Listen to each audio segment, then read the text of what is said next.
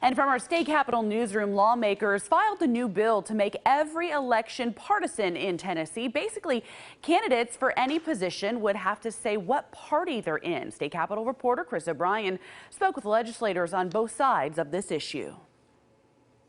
If you're running for dog walker, you got to tell me whether you're Republican, Democrat, or an independent. Maryville Republican Representative Brian Ritchie filed a bill to change how political candidates run for office in Tennessee. Candidates that are running will have to either identify as a Republican, as a Democrat, or as an independent, or if there's another minor party affiliation that's out there. The move comes not long after the state authorized partisan elections for school boards last year, prompting some to say it's only increasing polarization in our state. I don't think there's going to be any polarization.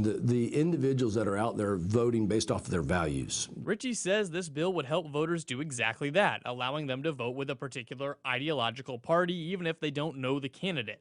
Democrats don't quite see it the same way. I don't even know if that would be constitutional. Memphis Democrat Representative G.A. Hardaway says the bill would require political parties to start backing and funding candidates they may not really support. You can't make them spend the money and the time and the effort and put their name on the ballot without them saying it's okay. He isn't expecting the bill to have too much traction, and even Ritchie says he's not as confident on this bill as others. I think the bill is going to have problems from the beginning. We've got an outside shot, so to speak, on that particular piece of legislation to get it to the House floor. But with the legislature passing partisan school board elections last year, nothing is off the table.